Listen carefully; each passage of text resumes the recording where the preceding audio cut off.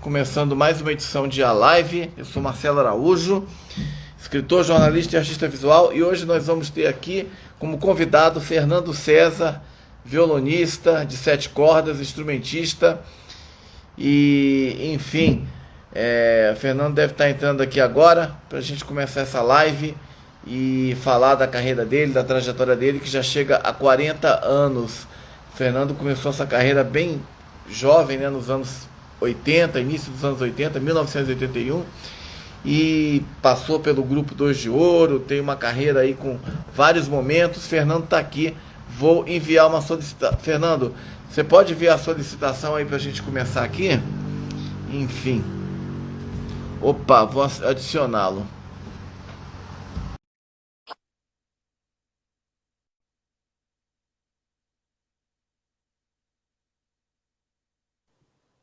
Oi, Fernando. Oi, Marcelo. Então, o que acontece? As pessoas que vão assistir esse vídeo aqui depois, a gente tem que explicar que teve um problema de conexão, acho que do Instagram, não é da internet. Tanto que a gente se falou pelo WhatsApp, eu acho que coisas do Instagram. O Instagram, infelizmente, tem essas instabilidades eventualmente. Então a gente chegou a começar uma conversa com o Fernando César de cerca de 10 minutos e infelizmente o vídeo travou.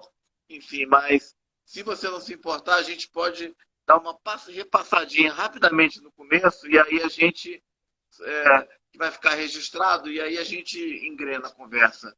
Peço agradeço a A sua gente pode parceria. fazer um som aqui. Vamos fazer um som aqui. Deixa eu fazer um som aqui com o Bento aqui para ver se estabiliza aí. A galera vai chegando também. O Bento Beleza, tá aqui, beleza, vai tocar Fernando. um pouquinho aqui. Tá Eu, bom, Bento. um Vou privilégio chegar um enorme pouquinho ouvir para você frente aqui falando. para pegar geral aqui. Maravilha. Vamos lá.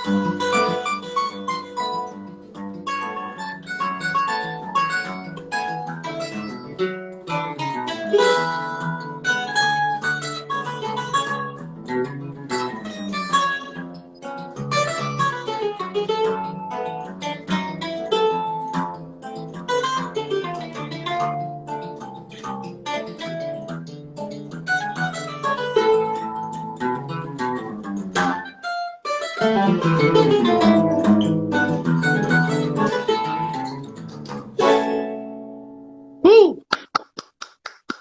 Ah, Maravilha, maravilha. E Fernando César, no violão 7 cordas, e o seu filho Bento, não é isso? isso, Cavaquinho. Bento de curso aqui. Fez um cavaco aqui. Pô, eu já tinha visto o seu filho tocar maravilhosamente bem o contrabaixo e toca também muito bem o cavaquinho, né? Que maravilha, né? Tá cheio de Parabéns instrumento aí. aqui. Parabéns. Qual a idade dele, Fernando? Ele fez 14 agora em setembro. 14, que maravilha. E já há alguns anos que eu vejo tocando aí. Parabéns. Fernando, enfim, a gente teve um contratempo aí, havíamos iniciado a live e infelizmente deu uma congelada aí no Instagram, mas voltamos e voltamos aí com alto estilo aí com essa sua interpretação, né? Você tocou agora, o tema que vocês tocaram foi Delicado, do Valdir Azevedo. Delicado de Valdir Azevedo, que foi um dos fundadores do Clube do Choro. E eu Isso. queria, enfim, bom, mais uma vez, muito obrigado por estar aqui hoje, por aceitar o convite para participar dessa live, para falar dessa sua carreira fantástica. Obrigado mesmo. Foi um prazer estar aqui, Marcelo. Muito, muito legal aqui. Fiquei muito feliz com o seu convite. Adoro o seu trabalho. Foi um prazer. Obrigado. Sou fã do seu trabalho há muitos anos, até antes de a gente se conhecer ali em meados dos anos 90, né? Enfim, parabéns aí por essa sua bela trajetória, né? Enfim, a gente falava naquela outra live que teve o probleminha, né? Mas enfim, eu queria retomar com você essa sua é de família, né? Seu filho já desde criança, dando esses primeiros passos, você e seu irmão também começaram muito cedo na música, né? Crianças, enfim, tem até registros disso em programas de TV na década de 80. Como foi esse começo? Acho que foi bem natural, cara. Meu pai começou a frequentar o Clube do Choro de Brasília em 79, levado pelo saudoso Evandro Barcelos. E aí meu pai tocando violão, se animou também, comprou um cavaquinho, e muitos discos de choro em casa. E no Natal de 80, meu irmão ganhou uma clarinetinha de brinquedo da Hering com a escalinha de sol maior, 8 notinhas ali. E a partir daquilo ele começou a tocar e eu também. Né? Aquele brinquedo, meu pai achou que a gente tinha jeito, comprou uma escaleta, né? Pintou uns papéis e colocou com fita adesiva, os papéis coloridos, né? Para a gente identificar as notas semelhantes à da clarinetinha, do brinquedinho. E a gente começou a tocar a escaleta. Eu logo peguei o cavaquinho também, que estava sempre disponível lá. E dessa maneira a gente fez a primeira apresentação no Clube do Choro em 5 de setembro de 81. O Hamilton de escaleta, eu de cavaquinho e meu pai de violão. E Legal. E desde então o Clube do Choro não saiu mais da sua vida, né? Qual que é a importância que o Clube do Choro tem na sua formação, na sua vida mesmo pessoal, né? Nessa sua iniciação musical e depois no seu desenvolvimento musical, enfim, toda a sua vida. o choro pela tradição oral de aprendizado, né? Essa vivência dentro do Clube do Choro, vendo os chorões mais velhos tocar, aprendendo, vendo e ouvindo, isso foi uma das coisas muito de grande importância, né, no meu desenvolvimento como músico. Posso até citar outras coisas, né, que é uma coisa que meu pai fez que eu acho que foi sensacional. Ele não tinha noção do quanto seria bom, que todo dia a gente tocava junto, nós três tocávamos, né? De segunda a sexta a gente ensaiava pelo menos 1 hora por dia, juntos, tocando juntos, né? E o tocar junto dá, dá uma base muito importante, né? Respirar junto, tá ali, sentir o que o outro vai fazer, né? Só no olhar ou numa palhetada, né? Numa levada, você conseguir sentir isso. Então, isso foi muito importante. E essa vivência dentro do clube, né? Vendo e ouvindo chorões mais velhos, tendo a oportunidade de conviver com os ídolos que sempre estavam aqui em Brasília, quando não no clube, em outros lugares aqui, a gente sempre tinha essa oportunidade de manter contato com os ídolos, né? Com o Dino, o César Faria, Del Rian, Orlando Silveira, assim, Paulinho da Viola. Esse pessoal frequentou o Clube do Choro e as rodas aqui em Brasília, né? E ver e ouvir é um grande aprendizado. E para as crianças, né? Eu me lembro em 84, teve um show celebrando os 25 anos de morte do Jacó do Bandolim. E aí vieram Época de Ouro, Armandinho, um bocado de gente, vários músicos daqui de Brasília. Foi um final de semana de shows, né, no nosso finado Teatro Nacional, né? E o espetáculo Sala Vila Lobos, aquela coisa bacana. O sábado, uma feijoada lá na 103 Sul, no apartamento que a gente morava, né? Meu pai promoveu e pô, o Época de Ouro lá em casa, parecia um sonho, né? Uhum. O Dino, né? O meu ídolo maior dentro da minha casa, tocando no meu violão, né? Então, tudo isso foi muito importante. O choro propiciou isso, esse convívio harmonioso e de grande aprendizado. Que maravilha. E você lembra de Valdir Azevedo, por exemplo, né? Esse pessoal todo, né? Enfim, Pernambuco do Pandeiro, né? Com quem O vocês. Valdir não, né? O Valdir não, porque quando a gente começou a tocar, já tinha morrido. Uhum. Mas o Pernambuco foi o nosso padrinho, né? Então, tudo que a gente sabia muito do Valdir era através do Pernambuco, que era um grande amigo dele e tocou, gravou os últimos discos do Valdir, né? E o Pernambuco acolheu, né, a gente, assim. Ele que batizou o Dois de Ouro, né? Veio dele o nome, e ele acolheu, tocou com a gente por muito tempo. A gente tocava, né?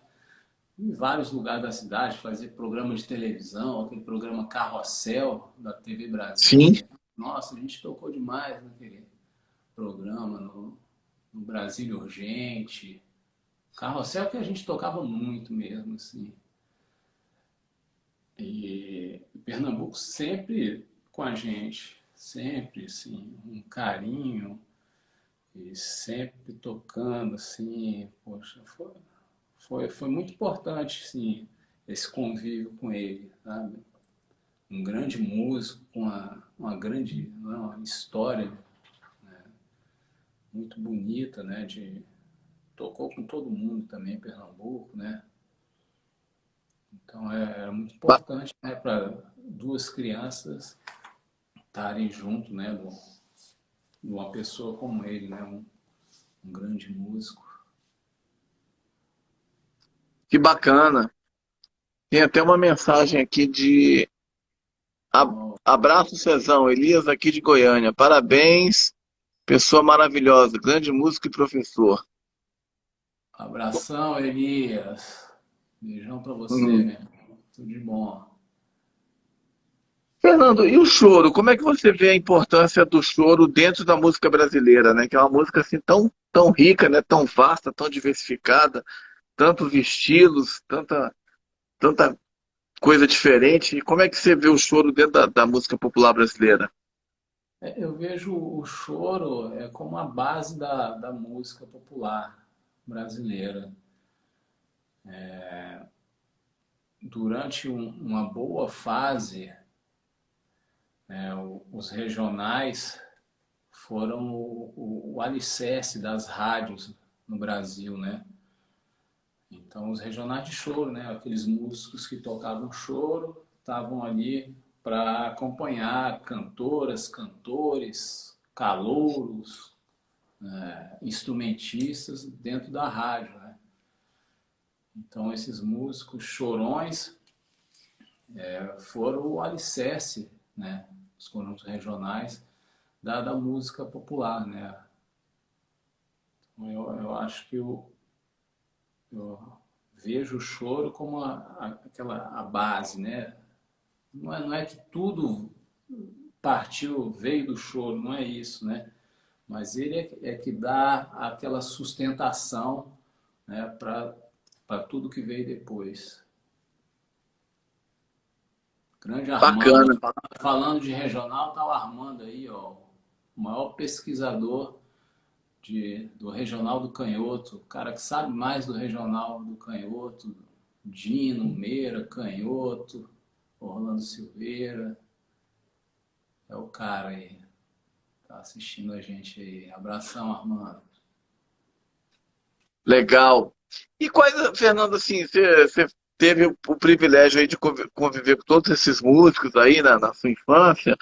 Quais são as suas influências musicais, assim? Que músicos você citaria como artistas que influenciaram o seu trabalho? Sem dúvida nenhuma, o Dino Sete Cordas, né? Talvez seja a minha maior inspiração. E depois dele, o Rafael Rabelo, né? Também foi o Chorão, né? Que quando ele gravou o primeiro disco solo dele, em 81, 82, aquele disco ali, você analisando hoje não vê tanta coisa assim, mas na época foi um divisor de águas, né? Ali ele disse, né, que o Chorão podia ir além. Ali foi um divisor, foi aqui, ó, gente, o Chorão não precisa ficar só nisso não, ele pode ir mais, né? Então, a partir dali, daquele disco, eu acho que a cabeça, né, de muita gente começou a mudar por causa do Rafael. E aí, ao longo, né, da carreira dele como solista e acompanhador, né, já fora do violão de 7 cordas de aço, né, tocando o violão de nylon, quando foi fazer os shows com Ney Matogrosso, com Elisete, começou a acompanhar as grandes estrelas, né, da música popular. Aquilo ali foi assim um choque, né, um choque positivo, né, nos Chorões. Bacana. E você conheceu o Rafael Rabelo, né? Que recordações que você guarda dele? Como é que foi o contato com ele? Quando que foi isso? Eu tive alguns contatos com ele quando ele veio fazer shows aqui em Brasília, né?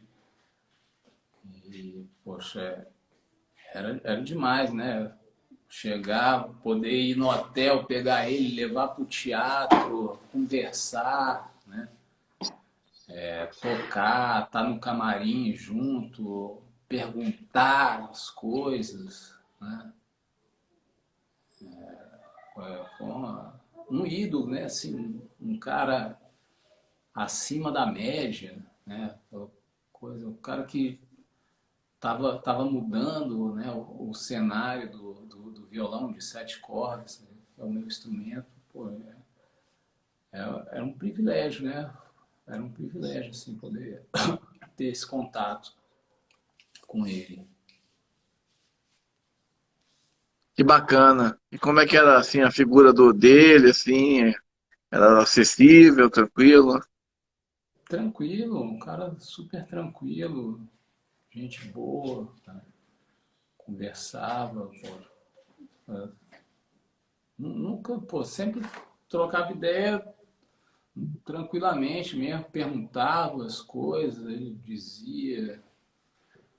Lembro, teve um show que ele fez com o Armandinho, ele veio para fazer um show com o Armandinho para arrecadar fundos para o Clube do Choro, né? E aí, no camarim, ele trocando, descobri que ele trocava as cordas antes de fazer o show no camarim, né? Eu pergunto, mas não vai desafinar o violão? Porque com as cordas não. Aí ele falou, não, eu fico puxando as cordas aqui, aí me mostrou como fazia. Puxava, falo isso para os meus alunos até hoje, né? Então, aquela coisa de puxar as cordas para as cordas chegarem, né? E pararem de desafinar. E aí, pô, eu me lembro, eu pedi para ele tocar uma música que ele tinha gravado. Na verdade, ele morreu. Eu não conhecia o arranjo dele. Fui ver depois que ele tinha gravado, né? E aí ele tocou no camarim. Eu falei, você vai tocar essa música? Você escreveu ela? Ele falou, não escrevi não. Também não vou tocar não, porque eu comecei a tocar ela tem pouco tempo. Acho que não vou tocar no show não. Mas no final ele tocou no show, né? Eu estava sentado nas escadas ali da Vila Lobos, estava com uma câmera de vídeo, né? Aquelas antigas que você botava no ombro, né? Filmando. Uhum. E quando ele começou a música, né? Ele olhou para mim na escada, balançou a cabeça e começou a tocar a música, né? Que ele disse que não ia tocar. Mas, Legal, que bacana. Você lembra o nome dessa música? ainda me recordo, Pixinguinha e Benedito Ah, Lacerda. É uma música aham. que eu adoro, né? É a música que, por um bom tempo, é a música que abria o show, um dos últimos shows que eu fazia com o meu regional.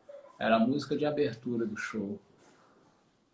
Uma música forte, impactante, assim. Pixinguinha, né? Sim.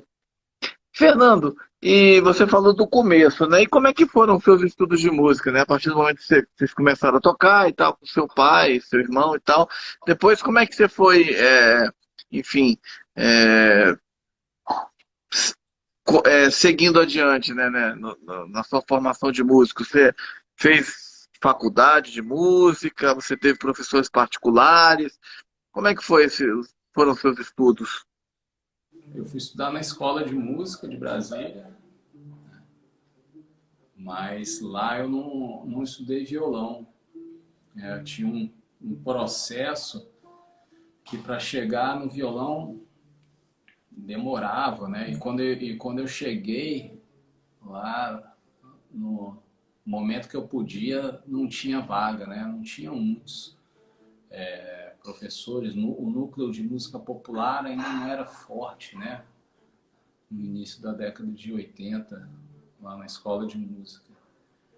Então, eu acabei estudando violino na escola, estudei oboé, estudei violoncelo. Violino eu toquei na orquestra da escola de música, assim, foi muito legal, assim. Eu acabei me formando em contabilidade. Não tinha, talvez essa cultura, né?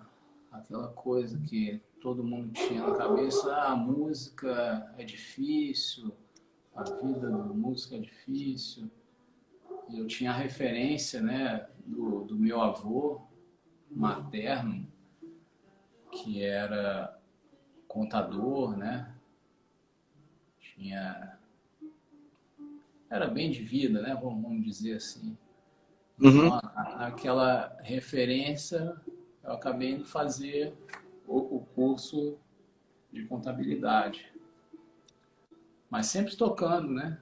O tempo todo. Depois fui trabalhar no banco, entrei como estagiário, saí como gerente, pedi demissão, né, por causa da música, não estava assim, não estava conseguindo mais conciliar, né? Então tinha que tomar uma decisão. E a decisão não podia ser diferente, né? Não podia ir pro outro lado, né? Eu tinha que ficar onde eu sempre estive. E, e aí foi muito legal, porque quando eu pedi demissão, o banco disse que não iria me demitir, porque tinha investido em mim, que eu tinha perfil para ser diretor do banco e que não iam me demitir. E aí nesse meio tempo, assim, eu fui convidado pelo REC para entrar no Choro Livre de novo, né? Em 2001. Eu já tinha participado do Choro Livre em 88. Em 88 eu gravei o LP do Choro Livre, né? Então, voltei em 2001 para tocar no lugar do Alencar, no Choro Livre. E foi onde eu fiz o primeiro show, né, com o Sivuca, o primeiro show da temporada, lá no Clube do Choro. E aí foi um começo diferente, né? Em 2002 eu fui dar aula na escola de choro, me apaixonei, né, pela escola, pela chance de poder mostrar para as pessoas, né, um pouco do meu conhecimento, um pouco de choro, né? Porque quando eu comecei a tocar, eu era criança, né? Eu e meu irmão. O choro era música de velho, né? Tinha essa cultura. Só uns 10 anos depois, mais ou menos, é que eu me recordo de ter amigos assistindo o show da gente, né? Então, assim, demorou. Era meio que eu me sentia, né? O ET, né? A galera passava. E aí, Brasília, todo mundo tinha uma banda de rock, né? Uhum. Você ainda tem aquela bandinha de chorinho? Ah, tem. Então era todo mundo no rock e a gente no choro, né? Então era diferente, né? Era diferente. Verdade, isso na década de 80, né? Todas aquelas bandas fazendo sucesso, né? Brasília conhecida então como capital do rock, mas depois também virou capital do choro e muito por conta do trabalho que vocês fizeram, né? Enfim, de difundir o choro não só em Brasília, mas pelo Brasil, inclusive para fora do Brasil, né? Foi legal, cara, essa segunda metade da década de 90, né? O, o choro, o Clube do Choro começou a se solidificar aqui, né? Depois de 96 ali. Em 95 a gente tinha ido ao Rio de Janeiro para o Festival de Choro lá. E não vou saber precisar aqui exatamente, mas a gente classificou um bocado de música aqui. E na final mesmo, né? Tiveram as semifinais, mas na final a gente tocava umas 5, 6 músicas. A Destroçando a Macaxeira, a música do Hamilton, ficou em segundo lugar e o Hamilton ganhou o prêmio de melhor intérprete. Então, a partir dali, muita coisa começou a mudar, né? A gente fechou no Gates, né? Gates Pub, que era um era o lugar do rock, do jazz, né? E a gente começou a tocar lá, né? A Rosinha Passos abriu as portas lá do Gates pra gente, né? E a gente começou a tocar no Gates. Aí depois veio um festival também no mesmo ano que o Canta Cerrado, foi um festival da Rede Globo, né?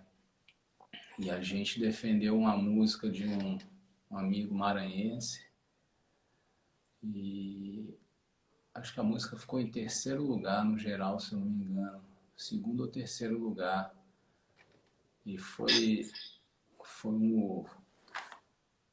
o festival aconteceu no ginásio das BAC, né? Então, pô, muita gente, né? E, pô, aquela coisa. E a galera, pô, regional de choro pô, tocando, e o Hamilton com aquela energia, né? Do rock and roll, assim, pô, o público pirou, assim. E aí os outros músicos também, né? Que eram de outra praia que não choro também, pô, se ligaram na coisa do choro, pô, amizade e tudo.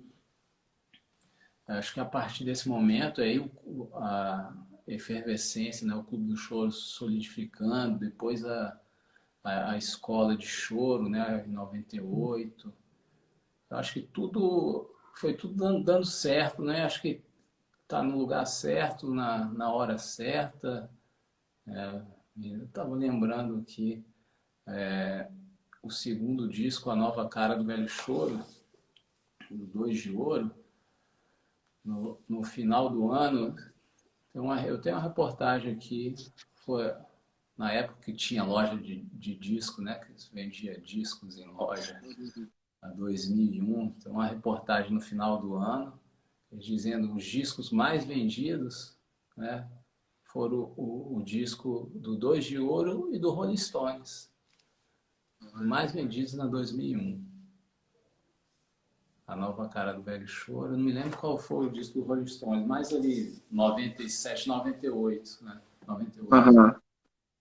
Não sei qual era o disco desse ano deles. Tá lá no jornal documentado, não é? Então, Que pô, maravilha. legal. E assim, e eu fazia um trabalho de corpo, né, com a galera. Eu conheci os vendedores todinhos da 2001, né? Pô, todo amigo, amiga que ia na 2001 lá no conjunto, pô, cheguei lá, tava tocando o disco Dois de Ouro. Ia lá no Lago, ia na Asa Sul, pô, tava tocando Dois de Ouro. Passei lá na frente da loja, tava tocando o disco Dois de Ouro. Então eu, eu fiz um combinado com a galera, né? Aí, ó, vocês davam uma comissão na venda para os vendedores, se eles vendessem o disco Dois de Ouro. E isso ajudou muito também, sabe? Ajudou muito a alavancar. E aí tocava na rádio, né? Brasília é uma cidade privilegiada, né? Com as rádios públicas, né? Naquela época, né? TVs públicas, rádio pública, né? Fazendo, no meu ponto de vista, o dever delas, né? Mostrando a música brasileira, né? Então, assim, nós fomos muito privilegiados aqui nesse período, né? Os discos tocando nas rádios, né? Rádio Nacional, Rádio Câmara, Rádio Senado, depois aquela coisa a TV Câmara e a TV Senado gravando e transmitindo shows do Clube do Choro, né? Para o país inteiro. Na verdade, alguns países também pegavam, né? Uma vez eu fui na República Dominicana e uma pessoa falou que tinha assistido o show, né, da gente no Clube do Choro pela TV. Então, isso foi muito importante, né? Uma enxurrada de coisas que ajudou muito o choro a se solidificar aqui no Distrito Federal. Muito legal. E você falou uma coisa interessante quando você falava do Rafael Rabelo, né? Dele dizer aquilo de que era possível dar um passo adiante, né? Enfim. E vocês fizeram isso, né? Vocês foram artistas que na década de 90, né? Como você falou, né? Quando vocês começaram, era um estilo de música tido como um gênero musical apreciado por pessoas mais velhas, né? E depois do trabalho que vocês fizeram, né?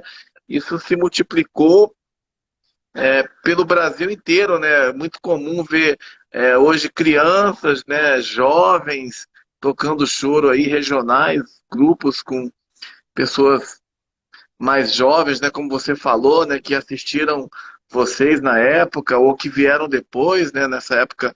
Parece que é uma outra época, né? Que você está falando assim de lojas de disco, né? CD, hoje é stream e tal, mas assim, foi uma formação de plateias, de novos instrumentistas, público. Como é que você vê essa contribuição aí, enfim, essa coisa de ter ajudado a fomentar, a revitalizar o choro, né? Na década de 90, né? E a fomentar o interesse dessa música para novas gerações. Cara, eu acho que isso é, é uma coisa natural, assim, a gente fazia a coisa com muito amor, muita amizade, né? Essa coisa da amizade, do respeito, né, entre os próprios músicos, acho que isso foi um diferencial grande, assim, né? O choro tinha muitos tabus, né? Muitos tabus que ao longo do tempo foram sendo deixados de lado. Né? E acho que essa coisa da amizade, do respeito, foi uma coisa muito importante, né? Para outras pessoas enxergarem isso, né? E ver, poxa, isso aí é uma coisa legal, né? As pessoas percebiam que tinha isso, né? Que tinha amizade, tinha respeito, tinha amor pela música. Eu acho que isso pode ser uma das coisas principais, né? Estou lembrando aqui do Festival de Choro, né? Lá no Rio de Janeiro que eu citei, um grupo também jovem, um pouco menos que nós, um pouco mais velho, mas muito pouca coisa que nós, era o Rabo de Lagartixa, mais ou menos na mesma faixa etária, e eles, quando viram a gente tocando em pé, de pé, né, eles também resolveram tocar de pé. Pô, é legal, a gente vai tocar igual vocês também, de pé. Hum. Mas não é só um de pé, né? Tem, tem algo mais, né, do que só em pé, mas porque o choro tinha essa coisa, né? Todo mundo sentado ali, com a cara fechada, tocando. A diferença, né, de um sorriso no rosto, né, uma expressão até do corpo. E tudo isso foi mudando, né, com o tempo. E é legal separar, olhar para trás e ver, né, essas mudanças e ver que você faz parte disso. Assim, a gente faz parte, né? Aqui, Brasília é uma cidade nova, né? É uma cidade de 61 anos, né? Uma cidade que está formando, né, a cultura. Quando cheguei aqui, Brasília tinha 17 anos, né? Então, participar dessa formação cultural, né, de uma cidade, de uma população, é muito interessante, né, muito bacana, e principalmente quando você consegue olhar para trás e enxergar, né, coisinhas, né, que podem ser pequenas assim, mas que fizeram diferença. Muito bacana mesmo olhar para essa história e, enfim.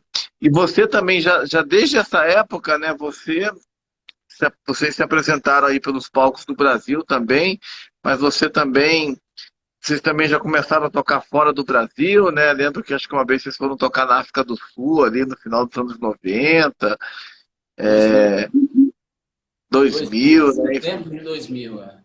Setembro de 2000, acho que Turquia também, não foi? Se Turquia eu não- também, a gente fez. Turquia, vários Quênia, lugares.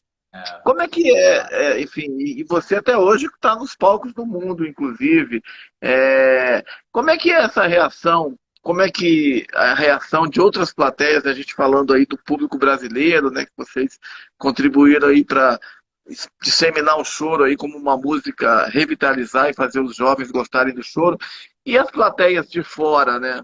Tantos países assim com culturas muito diferentes da gente, Turquia bastante diferente, né? Enfim, como o público estrangeiro em geral, né? Sei que cada país é de um jeito, mas o que que essas pessoas sentem, né? Uma música muito prestigiada já há muitos anos, como a música brasileira, né? Muito internacional, né? Mas assim, que sensação você tem quando você vai tocar fora do Brasil, ao longo desses anos? O que que te chamava, sempre te chamou a atenção de outras plateias que não as nossas, ao ouvirem o choro, ao ouvirem a música instrumental brasileira que você toca? ó, eu acho que é uma sensação especial, né? A gente levar a nossa música para outros povos, né? Mas às vezes essa sensação, cara, ela pode acontecer até aqui, sabe? Vou te dizer, eu me lembro na década de 90 a gente fez um projeto do Banco do Brasil, se eu não me engano, nas escolas públicas. E eu me lembro de uma escola que a gente tocou em Planaltina, né? E assim, não tinha nenhuma empatia das crianças, né, com a música que a gente estava fazendo, assim, uma coisa assim impressionante, assim. Pô, nada, a gente tocava uma, tocava outra, aí toca o brasileirinho rápido, nada das crianças, né? Na época, a música que tocava nas rádios, que era forte, era o pagode, né? A gente falou, vamos cantar um pagode aqui agora, então. E aí, pronto, aí a gente conseguiu trazer as crianças, né? E aí depois a gente foi e tocou choro, né? Voltou a tocar choro e aí conseguiu. Mas, e às vezes a gente chega fora, né? A gente não sabe o que é que vai acontecer, né? Que é que o povo daquele país vai. Principalmente países tipo a África muçulmana, por exemplo, né? Tem uma outra cultura, né? Outro tipo de música, mas a gente sempre foi bem recebido, sempre foi bem recebido, o público sempre interagiu muito, né? Com a música que a gente fazia, né? O Choro e Companhia, que é um grupo que eu toco, talvez seja o primeiro grupo de choro que teve um show cancelado por causa de ameaça de bomba. A gente chegou na Tunísia, né? E aí quando passamos na imigração tudo, já tivemos a notícia que o show que a gente ia fazer naquele dia estava cancelado por causa de uma ameaça de bomba no lugar que a gente ia tocar. E lá na Tunísia mesmo a gente teve contato com alguns músicos de lá, né? E no camarim, no teatro, e o pessoal mostrando a música deles e a gente mostrando ali a nossa, uma troca mesmo. Então, assim, a resposta é sempre interessante, até porque eu acho que o público que vai assistir é um público que está interessado, né, em ouvir essa música, geralmente tem uma boa quantidade de brasileiros, né, que geralmente também estão morando já há bastante tempo nesses países, né? E aí tem um saudosismo, né? Em relação à música do país, né? De origem. Então é uma coisa muito bacana mesmo, assim. Já cheguei a pensar, né? Algumas vezes, né? Poxa, quem vai estar aqui, sei lá, daqui a uns 50 anos? Será que ainda 100 anos, será que essas pessoas, né, brasileiros que vão estar aqui fora, será que eles ainda vão se emocionar quando virem um Carinhoso? Né? Porque o Carinhoso não é tão tocado mais aqui, né? Não tem a força que teve, né? E foi, né, passando. Eu me lembro que tinha, não sei se era o Danoninho ou era o Xambinho, na década de 80, que tinha uma propaganda que era em Sim, cima do Carinhoso, né? sim. E, então, assim, é uma coisa. Às vezes eu paro para pensar, poxa, e aí? Daqui a 50 anos, será que vai acontecer o que aconteceu lá na escola em Planaltina, na década de 90? Né? Vai tocar a música do país, e vai ter gente brasileira ali, e não vai saber que aquilo ali foi uma grande música do país. Né? Aí, A música brasileira tem muita força, né? Vamos acreditar que sim, né? O Josevan Passos mandando um abraço aí pra gente, pra mim, pro Fernando. E a abração aí para Dolor, Joselvan Passos. E a Dolores Espínola, é isso mesmo? Dolores Espínola perguntou se você já tocou em Portugal. Não, eu nunca toquei em Portugal. Eu já fui em Portugal, mas nunca toquei, assim. Já dei canja lá. Já dei canja lá em Portugal, mas tocar, não. Nunca toquei em Portugal, não. Já toquei aí na São Tomé e Príncipe. São Tomé e Príncipe. Uma vez que eu passamos por Lisboa e fomos para São Tomé. Fui com a Renata Jambeiro. Eu, a Renata Jambeiro e o Leander Mota. Bacana. Uma temporada, Fernando, uma pergunta. Opa, pode falar. uma temporadinha lá em São Tomé e Príncipe. Uma pergunta sobre o violão de 7 cordas, que é o instrumento que você toca, né? Um dos instrumentos, não é seu principal instrumento, né? A respeito do violão de corda, do violão de 7 cordas na música brasileira, né? Enfim, o violão de 7 cordas. Como é que você vê o violão de 7 cordas como um instrumento, enfim, de inovação, né? Você citou influências suas no começo dessa live e tal. A respeito do instrumento que você toca, qual é a força do violão de 7 cordas e em termos de harmonia, de construção de som, de acordes, de tudo? Qual é o charme, a força desse instrumento? O violão de 7 cordas, né? Ele tem, aqui no Brasil, ele tem dois tipos, né?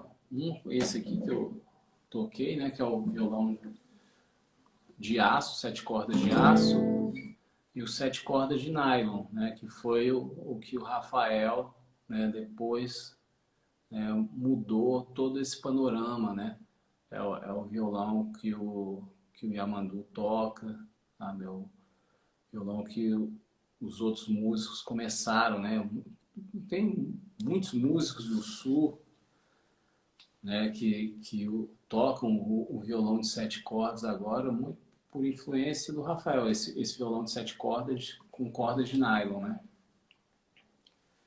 E Assim, o sete cordas, na essência ali original, né, do Tutti, do China, que depois passou pelo Dino, pelo Rafael, Walter, Valdir, Luizinho, o Voltaire, esses grandes músicos, grandes mestres.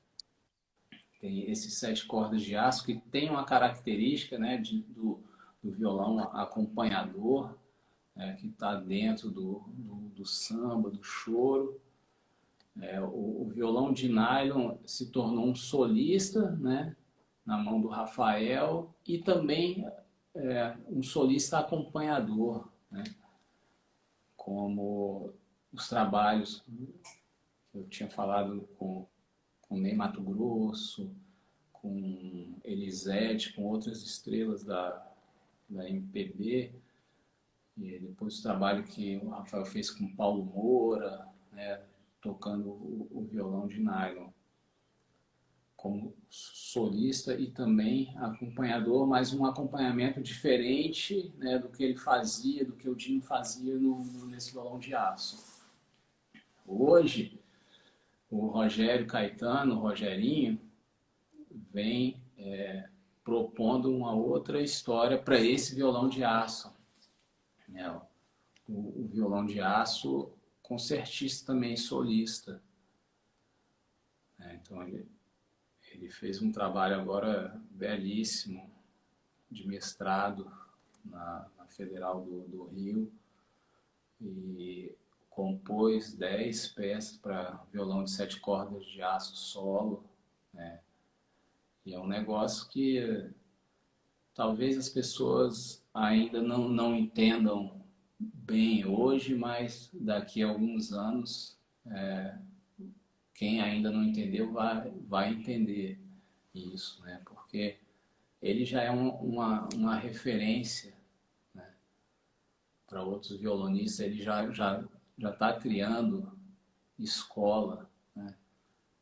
E quando essa coisa se solidificar, né, quem está vindo, seguindo os passos dele, né, é sempre assim, né? A história é assim, né? Então a coisa solidifica e aquele trabalho ali em cima vai ter o reconhecimento que é devido, né? Então o sete cordas é um instrumento encantador. A sonoridade, né? Eu acho que o som foi a coisa que mais me encantou no início, né? Ouvir aquele som do violão, do Dino ali. E depois, quando eu comecei a tocar, tentar copiar aquilo ali, né? Fazer igual, aquilo é um deleite, né? Do instrumento. E é um instrumento que pode ser usado e foi usado, né, em diversas músicas, né? Aqui o Dino gravou de Carmen Miranda a Marisa Monte, de Orlando Silva, Francisco Alves, a Lobão, Paulinho Mosca.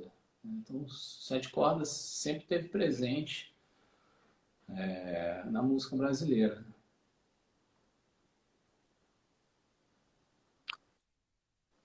A Dolores perguntou qual a afinação do violão de 7 cordas. É a afinação do violão normal, e a sétima corda, tradicionalmente, é afinada em dó.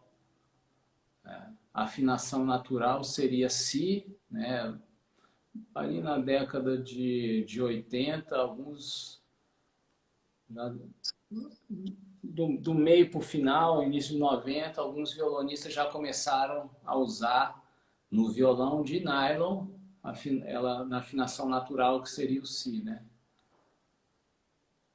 Mas dá para você usar também ela em lá, né? Dependendo da música que você vai tocar, da tonalidade, do que você quer aproveitar do violão. Essa sétima corda, ela funciona bem, né? A de nylon em dó, em si e em lá. Pode funcionar bem. Agora no aço, o dó é o tradicional e acho que não precisa sair disso não, acho que tem que manter. Por causa da tensão da corda, né? Ela foi feita para chegar nesse dó. Se ela não dá a, a, a pressão, o timbre ideal. Legal. Respondida a questão da Dolores, que agradece. Gratidão, escreve ela. Fernanda, é muito bom ouvir você falando sobre música, né, explicando. Eu imagino que tenho certeza que é um privilégio ser seu aluno, né? Enfim, e você falava ah, no começo da live também, há um pouco tempo, sobre a Escola de Choro Rafael Rabelo, que é a escola criada no Clube do Choro de Brasília, né? E que da qual você faz parte, né? Você começou ali, se eu não me engano, começo dos anos 2000 e ficou um tempo. Você é professor da escola, novamente você é coordenador da escola. Queria que você falasse um pouco sobre essa experiência sua como professor, né, de transmitir, além de transmitir nos palcos, né, estimular as pessoas nos palcos, mas também de compartilhar esses seus vastos conhecimentos musicais, aí, essa sua longa experiência com pessoas mais jovens, né? Que privilégio ter um professor como você. Como é que, que qual é o papel acadêmico na sua trajetória? Olha, essa possibilidade, né, de poder fazer uma coisa que eu não tive, né? Porque além da escola de música, eu estudei com Everaldo Pinheiro, né, um violonista, um grande mestre do violão. Mas o Everaldo não é chorão, né? É um cara que conhece tudo de violão, né? Mas não era chorão. E os chorões não ensinavam, você aprendia, né?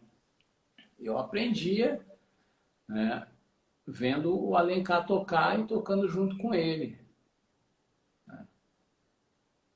Mas ele não era diretamente o meu professor, né? Era aquela coisa da tradição oral, né?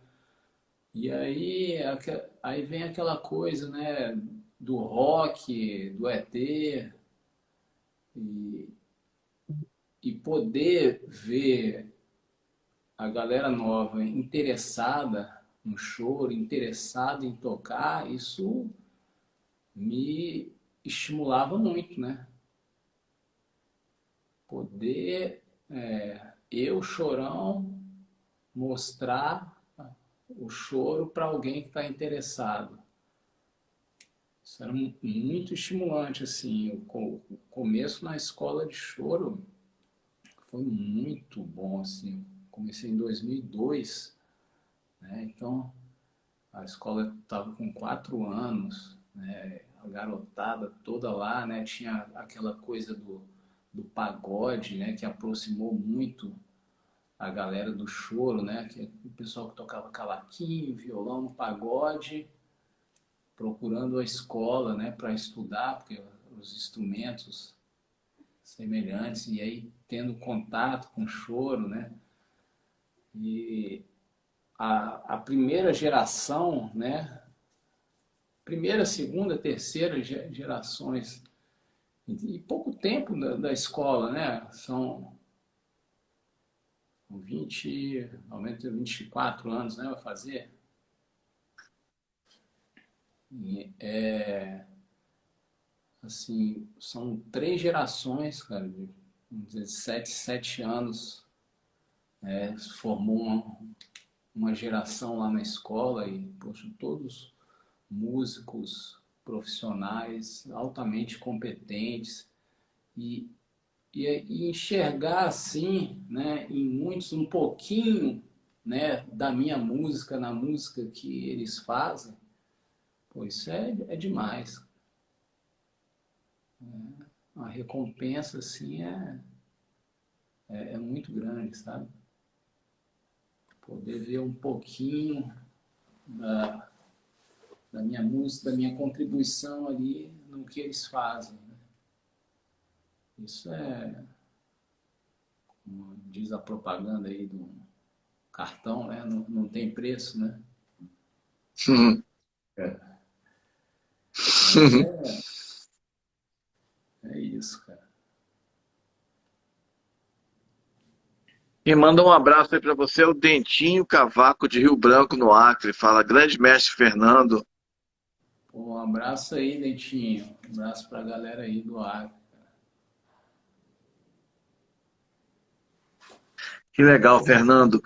E, enfim, você tocou aí também tanto com o Dois de Ouro, né, como com Choro Livre, como, enfim, com a sua carreira solo também. Você já tocou com muita gente é, de choro, de samba, de música brasileira em geral, né? Você já tocou. Dava pra gente ficar aqui horas falando tanto de gente que você já tocou, mas só para citar alguns nomes: Altamiro Carrilho, né?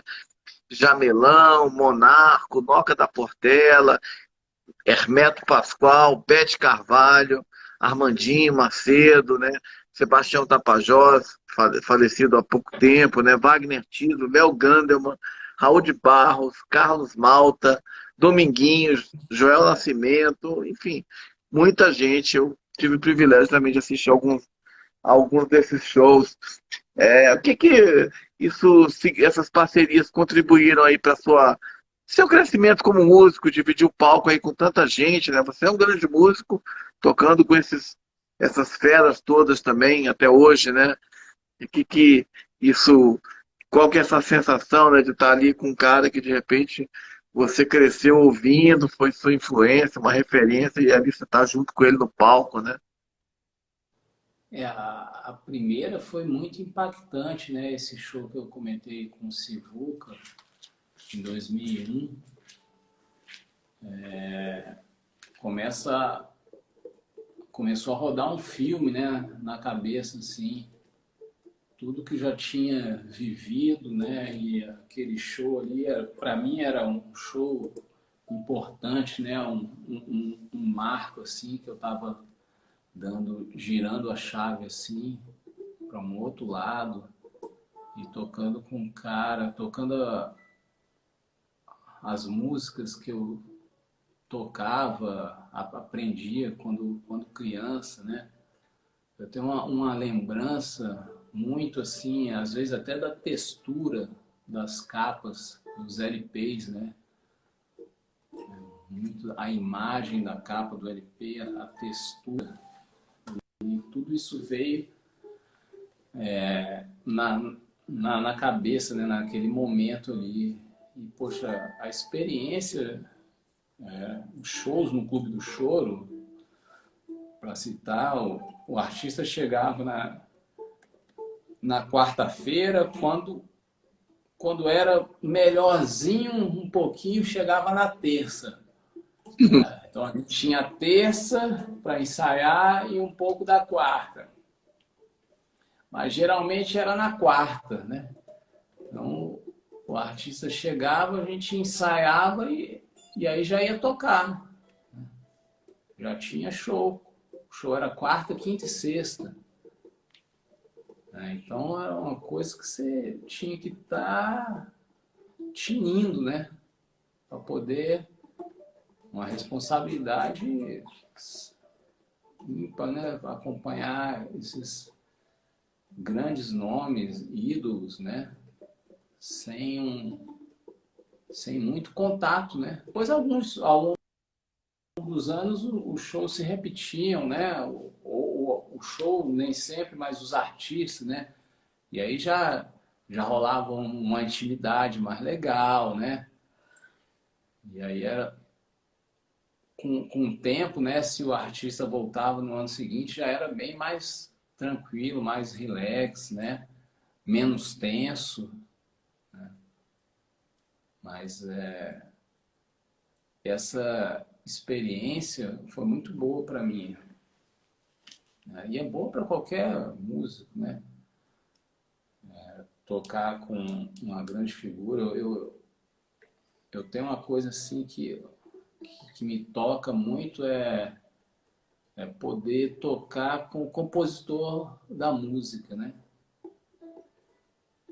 Eu acho que é um privilégio, assim, né? O cara, o Sivuca, que fez a Homenagem à Velha Guarda, né? Uma música que eu adoro, e poder tocar com ele um palco, Oswaldinho, tocar com Oswaldinho, um tom para Jubim, né? Lá, tocar com Sombrinha as músicas dele, né? Tocar com a Beth, pô, aquelas músicas que eu ouvia quando ia tirar o violão do Dino nos discos dela, sabe? Então é uma experiência assim, experiência e um prazer, né? E assim, eu acho que há um grande lance que eu coloco nisso tudo, que eu acho importante para mim, que eu dou muito valor, é de ter feito isso sem sair da minha cidade.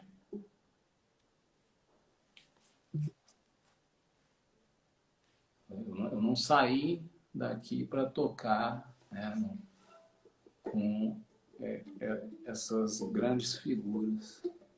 Eu acho isso muito legal, né, porque uma cidade nova, né, acho que precisa ter isso aqui para fortalecer, né, a cultura.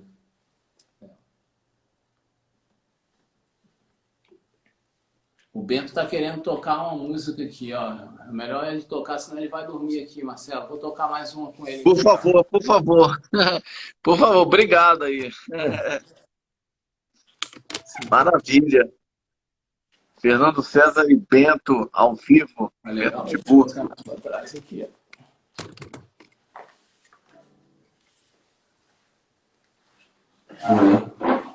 Vão tocar qual tema? Pixinguinha naquele tempo? Opa, Vamos lá. maravilha.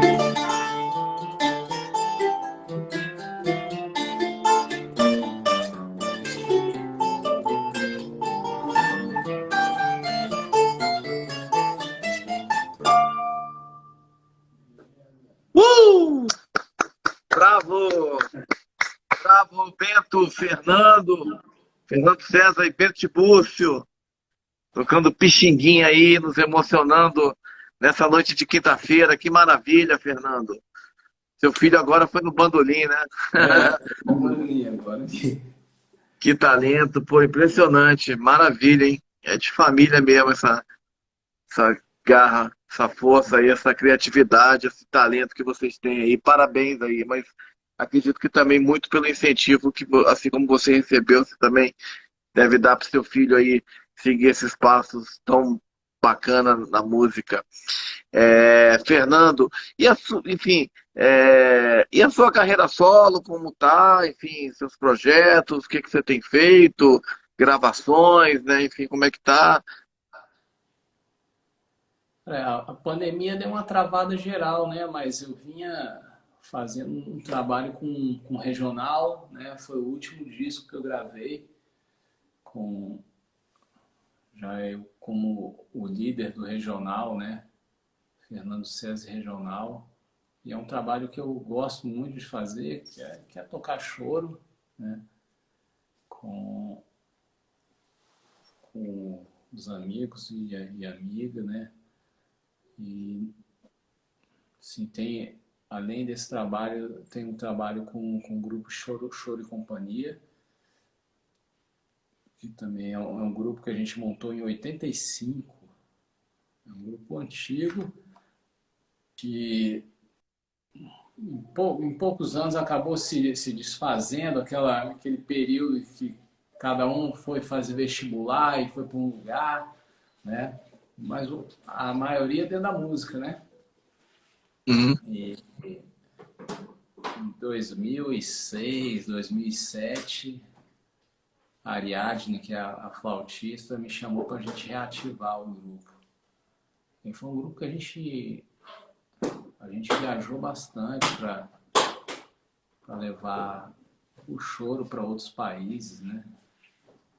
Então, assim, voltei a tocar depois de novo no Choro Livre, até agora o início da pandemia, né? Que foi quando o Henrique Neto voltou para assumir o lugar dele no grupo. Na verdade, a carreira solo é meio que uma carreira itinerante, assim, por vários lugares, né? Por vários lugares, porque eu fiz um disco de violão solo em 2010, um disco de valsa, fiz pouquíssimos shows, né? De repente, para contar nos dedos de uma mão, no máximo um da outra, assim. Mas, assim, não era a, a coisa que me dava, assim, o prazer, né, de estar. Eu gosto de estar no palco com outras pessoas, assim, no palco sozinho, só eu e o violão, assim, não era uma coisa que eu me sentia tão à vontade, né? Fazer um show, só eu e o violão. O disco foi, né, esse disco 3x4, que está aí nos streams, foi meio que um apanhado do que eu gostava de tocar em casa, né? Eu pegava o violão e tocava em casa. E foi uma coisa assim de amigos, da família. Ah, você tem que gravar um disco solo, um disco solo. E aí depois eu descobri que o disco solo não precisa ser especificamente sozinho. Uhum. Depois do primeiro, que foi sozinho, né? E aí foi esse que eu fiz, né, com o regional, assim, um sonho, né, de fazer um disco com regional, com a sonoridade, né, que eu admiro, o jeito de tocar, né, dos regionais, como se fazia antigamente, né, a divisão de melodias, mas isso também já com um pé na tradição, mas uma coisa já com todas as influências, né, que eu e os parceiras Temos, né? E eu ainda quero localizar uma frase que o Zé Carlos, lá do Correio, citou em relação a esse trabalho, que eu achei muito interessante. Assim. Eu não vou chutar aqui para não falar besteira, até porque vem de um poeta, né? Não vou, mas foi muito legal a definição. Mas nessa história, né? O pé na tradição, mas com todo os elementos que a gente foi assimilando, né, ao longo do tempo, e foi transformando e colocando na música que a gente faz. Porque isso é a música, para mim isso é a música, né? Uhum. A música é transformação, né? A música é viva, transformação, tá o tempo todo mudando, né? Lógico que você tem que respeitar tradições, né? Respeitar o que os mestres já fizeram, mas você não precisa copiá-los, né, para o resto da sua vida, né? Isso aí não. Você tem que colocar a sua personalidade, né, as suas influências na música que você faz.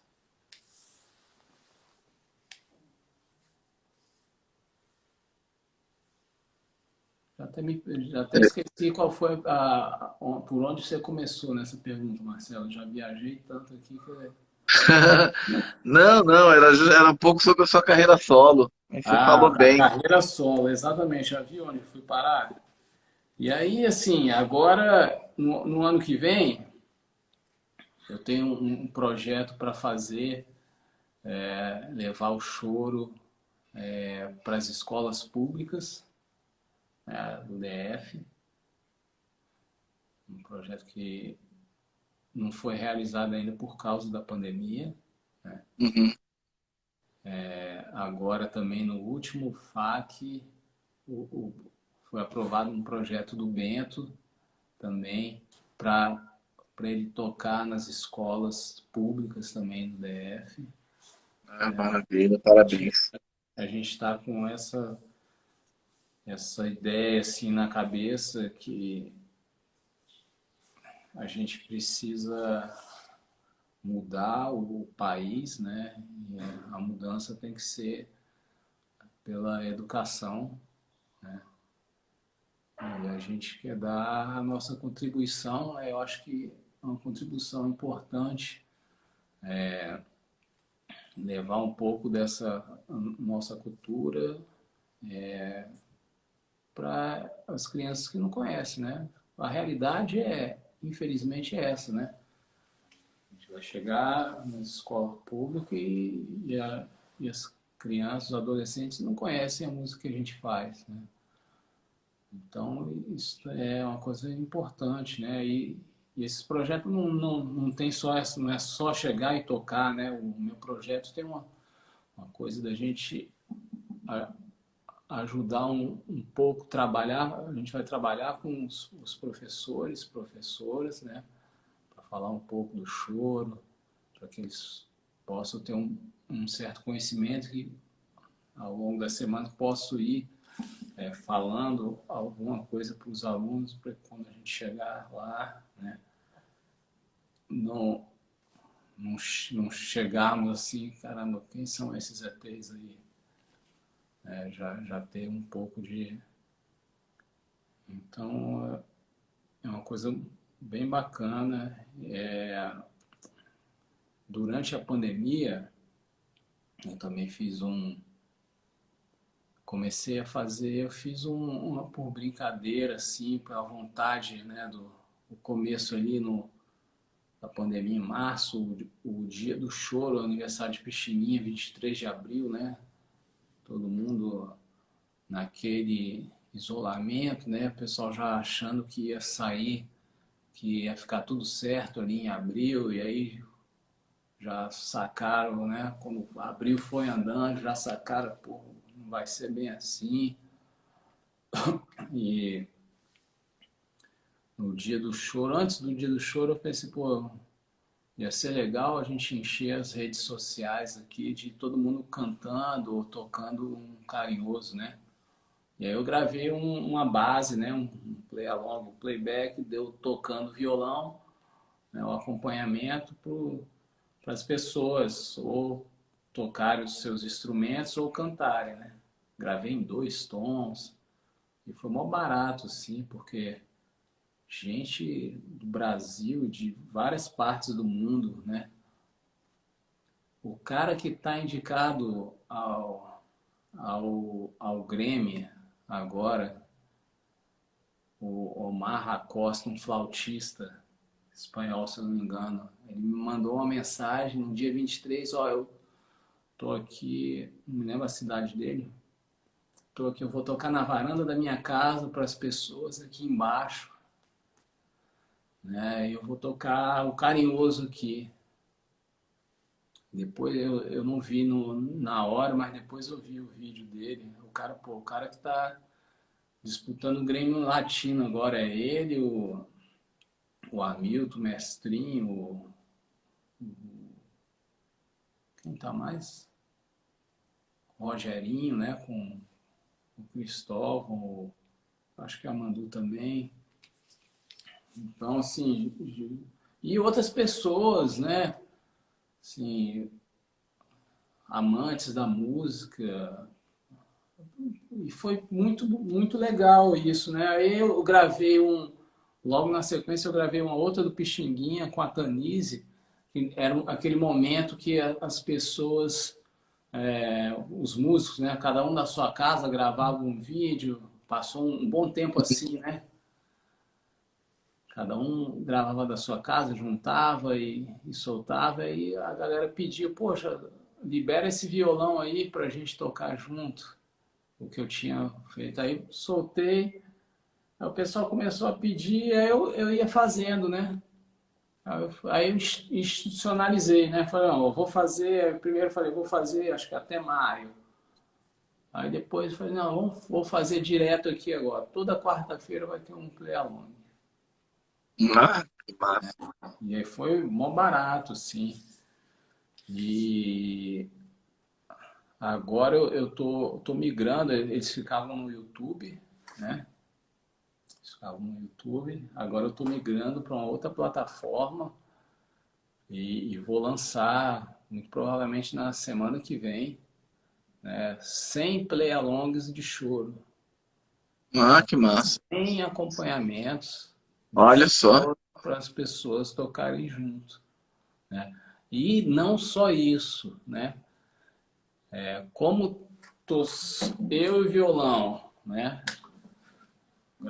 Gravado numa câmera bacana, né? E com áudio legal. Eu estou tocando o meu violão aqui, porque aqui é pequeno, né? Mas tá todo mundo vendo a minha mão esquerda, né? Tá vendo os acordes, a nota que eu estou dando. Então, para os violonistas, virou uma aula, né? Então, e principalmente os 7 cordas, né? Que hoje a gente não conhece um garoto assim como da idade do Bento, né? Tocando 7 cordas. Então eu ando muito preocupado com o que vai ser do violão 7 cordas, né? Sem a gente enxergar outras pessoas chegando, né? Para dar continuidade. E acho que essa coisa dos play-alongs ficou uma coisa legal, porque as pessoas estão me vendo tocar e aí me copiam, né? Como a tradição oral, né? Então, e agora é mais fácil, você não tem que ir no disco, né? Filtrar aquelas informações todas. né? Quando virou MP3, comprimiu o som, né? E aquela coisa, a região grave, que é médio grave, que o violão fica e embola com as outras coisas por causa da compressão, e você não ouve tudo. Agora tá ali o violão, né? Vendo, ouvindo, perfeito. Você pode sentar e copiar aquilo ali. Então, quanto mais gente tiver tocando bem o violão de 7 cordas, né, vai fazer, né, a roda girar, e de repente uma criança vai se interessar, pô, que som bonito, né, daquela pessoa ali, né? Pô, que som bonito, pô, que instrumento é esse? Se interessar e aí vir a tocar o instrumento. Então, a minha ideia é essa, assim, tentar botar o instrumento e o choro para frente, sempre. Porque o choro e o 7 cordas são a minha vida. Né? Então, Que vida incrível. Bacana demais. Fernando César, uma grande alegria, assim, um grande aprendizado ouvir você falando aí sobre essa sua bela trajetória, assim, de, da sua carreira como músico, como instrumentista nos palcos, como compositor, como arranjador, das suas gravações, enfim, de todo esse trabalho que você desenvolveu com Dois de Ouro, com Choro Livre, seu trabalho individual, né, regionais, enfim, como você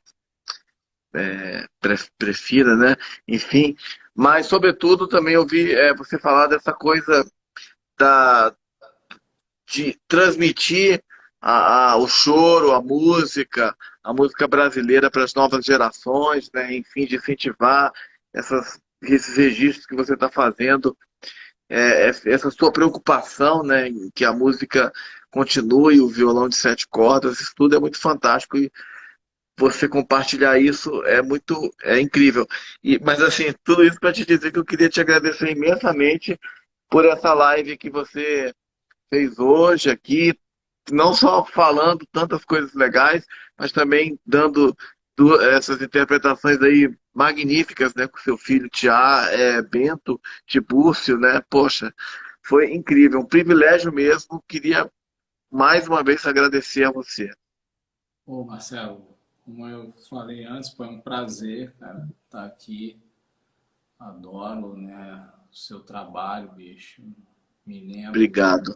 dos textos, das reportagens que você escrevia, bicho. Sempre com muito embasamento, muita consciência, muita pesquisa, muito conhecimento de causa, assim, né? É uma coisa que às vezes a gente não vê, assim, principalmente na área da cultura, né? Às vezes, sei lá, alguém cai de paraquedas na área da cultura ali, não é muito a praia. Não sei como é que funciona isso, mas, pô, você foi um cara que sempre vestiu, né, a camisa da cultura, da arte, né? E sempre escreveu coisas muito legais, cara. Oh, muito obrigado. Uma honra, um privilégio assim ter a possibilidade, né, de conhecer você já há tantos anos, né, desde a década de 90 aí, e ter tido a possibilidade de escrever essas matérias. Obrigado pelos comentários, mas assim, o objetivo sempre foi, né, e continua sendo agora com essas lives, mas de trazer à tona não, enfim, mas trazer essas experiências para cá, de pessoas como você, grandes artistas, músicos, enfim, ter a possibilidade, nós já estamos aí com mais de 1 hora e meia de live, né? Então ter o privilégio de, durante todo esse tempo, ouvir uma figura como você, com toda essa bagagem que você tem, toda essa experiência, todo esse talento. Então é um privilégio. Então, esse esforço é justamente para que enfim, a gente possa ter pessoas como você aqui contando essas histórias, porque como vocês bem fizeram, né, e fazem, né, desde os anos 90, você, seu irmão, né, essa coisa de tocar o choro, de tocar a música brasileira, outras pessoas foram estimuladas, né, e resolveram ser músicos e criar sua música, ou simplesmente ouvir essa música maravilhosa, gostar e tal. Então, assim, nesse momento, como você estava falando, pandemia, né, momento complicado e tal, então ter a possibilidade de ouvir pessoas como você, né, isso inspira as outras pessoas, né? Inspira, traz alegria, traz felicidade, traz prazer, né? Ouvir essa música incrível que você e seu filho tocaram aí, essas músicas, é bacana. Obrigado mais uma vez aí de coração. Ó, eu que agradeço, Marcelo. Eu queria deixar um recado aí para a galera. Quem não me segue aí pelas redes sociais, eu estou no Instagram aqui, estou no Facebook, tá? Tem o meu site também, que é o www.fernandocesar7, numeral 7.com, fernandocesar7.com. Eu tenho por lá, dá para você, pelo meu site, dá para você acessar também o meu canal do Telegram, né, que eu sempre disponibilizo umas coisas interessantes lá, e é por lá que eu estou passando as informações agora do que vai acontecer com os play-alongs, para que plataforma ele vai, que dia que vai, como é que vai ser tudo. São 100 choros, né, para a galera tocar junto, ou os violonistas e violonistas aprenderem, né, tocar, né, dizendo que aprenda a tocar tocando, né? Isso é uma característica do choro, né? Eu aprendi a tocar tocando, meu irmão aprendeu a tocar tocando, os grandes músicos, né, aprenderam a tocar tocando. Então, essa é uma oportunidade, né? Tanto para solistas ou como para violonistas. E aí, e a outra coisa também, todo ano a gente faz um show, que já há alguns anos é chamado de Bandolim Solidário, né? Todo final de ano que a gente arrecada fundos para a Abrace, né? Que é uma instituição séria, né? Que cuida de crianças e adolescentes com câncer. O ano passado, por causa da pandemia, a gente fez isso online, né? Cada um gravou um vídeo, né? A gente junta vários artistas aqui da cidade, às vezes de fora. Só que esse ano vai ser presencial, dia 19 de dezembro, lógico que com público reduzido, né? Mas também vai ser transmitido pela internet, né? Então vai rolar aquela coisa do Pix, joga o Pix lá para a Abrace, né? Que a gente vai ter a plateia reduzida, então a ideia é arrecadar o quanto mais, né, lá para a Abrace. Então, dia 19 de dezembro também fiquem ligados aí, né, na Escola de Música de Brasília e provavelmente pelo YouTube da escola, o YouTube do Hamilton, tá? O Bandolim Solidário, com a renda revertida para a Abrace. Bacana, linda iniciativa. Já assisti, inclusive no ano retrasado, na Escola de Música. Parabéns aí, uma bela iniciativa que você e seu irmão também já fazem há muitos anos, né? De contribuir para dar esse apoio à Abraço, é muito importante. Legal demais, Fernando. Bom, queria agradecer também a todas as pessoas que vamos ajudar, né? Vamos ajudar, ficar ligados aí nos canais do Fernando nas redes sociais para saber quando vai ser o Bandolim Solidário e contribuir, ajudar. É uma grande iniciativa. Mas assim, agradecer também a todas as pessoas aí que entraram ao longo dessa live, que participaram, mandaram suas mensagens, tá certo? E mais uma vez agradecer especialmente ao nosso convidado, Fernando César, por estar aqui hoje, também ao seu filho Bento, que deu essa canja aí, fez essa participação com ele na live. Obrigado demais, Fernando. Valeu. Valeu, Marcelo. Obrigadão. Boa noite aí para todo mundo. Boa noite, Marcelo. Fiquem bem aí. Estamos aí, Fernando. Obrigado. Boa noite. Valeu, gente. Abraço. Abraço.